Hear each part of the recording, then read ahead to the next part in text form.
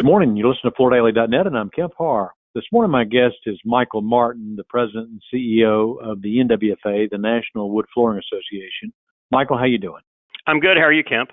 I'm good. We've been kind of running around together lately.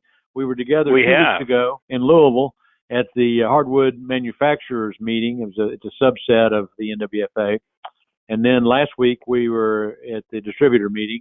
We've talked a couple of times about getting together and updating the audience about what's been going on. Let's start with the state of the business. Tell us how the hardwood business is right now. Well, it depends who you ask, Kemp. For the most part, I think if you ask the producers, they'll say that things kind of started falling off a little bit in July, coming into maybe a softer fall than they thought first of the year. But if you're out on the street, I don't know if you the same experience at NAFCD in Chicago last week as I did, but there wasn't a negative comment made about anything with the economy. Everybody was pretty happy where things were at and kind of moving forward, and it was really pretty upbeat. I was kind of surprised because all the doom and gloom on the TV makes you think you're going to go to a meeting and hear nothing but downward spirals. So I was really pleased to hear that a lot of positive comments there. How about you? Yeah, actually, I'm hearing the same thing. There are some people that want to talk us into doom and gloom, but still a consumer out there.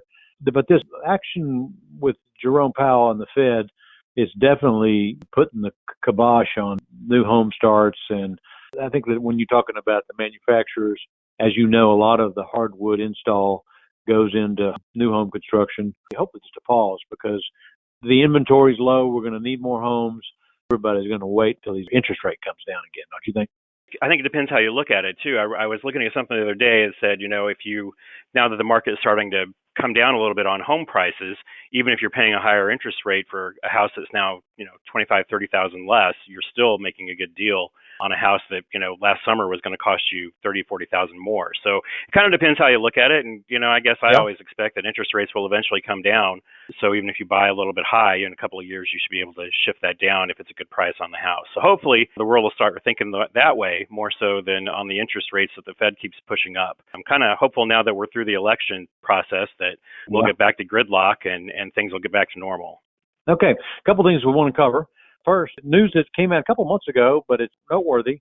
You've come up with a standard for recognizing whether an engineered hardwood is refinishable. I applaud that because you do sometimes see these veneers that are razor thin. And so you've said, hey, we're going to do kind of what Europe's been doing. We're going to put a sticker on this product if it's refinishable, and that's going to be based on whether or not the veneer is thick enough to handle being sanded, right? Yeah, that's correct. What started this whole conversation was there's a research group called IVL in Sweden, and they were working with Bona on a research study that showed our environmental impacts of new versus refinishing. So what the results came out from that were pretty compelling. So refinishing an existing wood floor resulted in a 79% carbon savings over installing a new one. So in addition, refinishing resulted in energy savings of 95%. So there's a great sustainability message there that really will resonate with the environmentally conscious consumer. There was some really compelling information that came out of that research study. So we saw that and thought, well, we really should find a way to mark that in the marketplace because, as you just said, so many wear layers are so thin and can't be refinished, or they're going to poke through, or they're going to scrape off, or something's going to happen that really is misleading to the consumer on what they've bought. So we decided that we would come up with an engineered refinishable program, which basically identifies wood floors that can be sanded and refinished. It differentiates them from the disposable type wood floors. And it is a voluntary program, but it aligns with the European standard. Europe is going to launch theirs at the first of the year. So they're taking our program, and part of what needed to change then for European things are going to be in place by January. But that will put us in the same position of having basically the same wear layer requirements. And you've come up with a logo or some kind of a bug that you can stick on your package, right? Yeah, correct. So we have a logo that is NWFA in the middle, and there's a circle around it that says real wood, refinishable, and certified. So what basically happens is a manufacturer signs up for the program, sends us product to inspect. We'll measure the wear layer, verify whether or not that it meets the minimum standard of 2.5 millimeters, or whether it doesn't. And if it does, then we will go ahead and issue the seal for them to use on their packaging. And I know we're starting to see a lot of retailers use kind of the tiered approach where they're going from a laminate to an LVT to a wood, all in the same color scheme and the same finishes.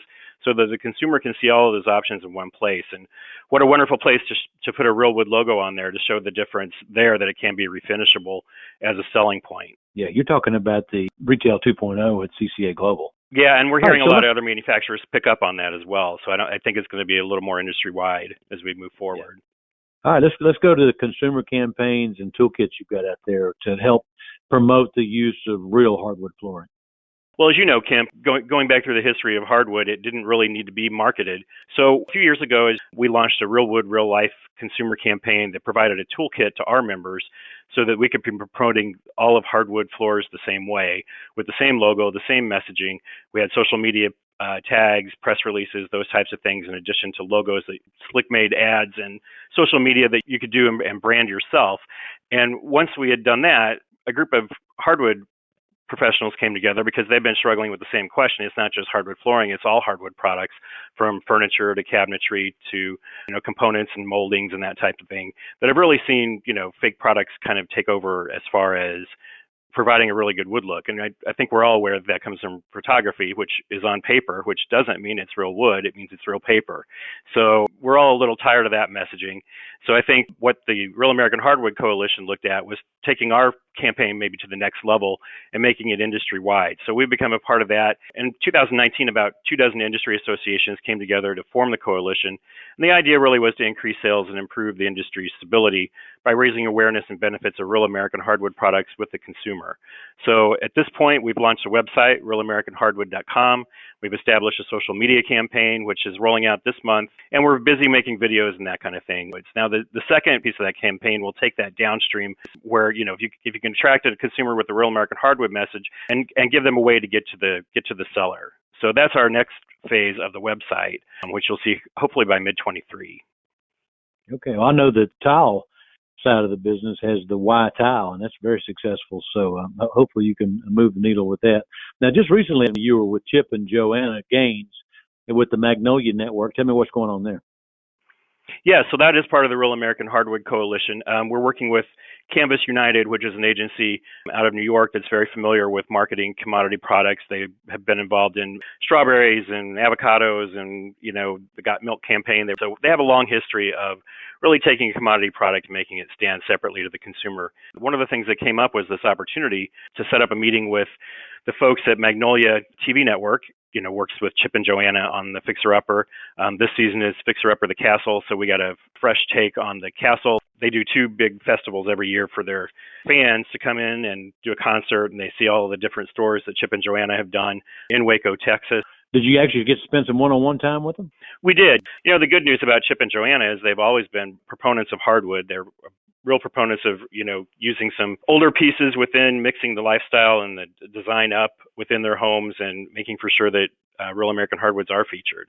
I think with Chip and Joanna, they really want, a home that's got natural materials, don't they? They're building homes for individuals that are going to live there. And, sometimes some people aren't going to live there, or it's done just for a show. And I don't think that's the approach that they take. I think there's a real impact in the projects that they do. Okay, Michael, well, we're running out of time. I appreciate you giving us an update on all the activities been going on to promote the use of real hardwood. Again, been talking to Michael Martin, the president and CEO of the NWFA, and you've been listening to Kemp Harr and FloorDaily.net.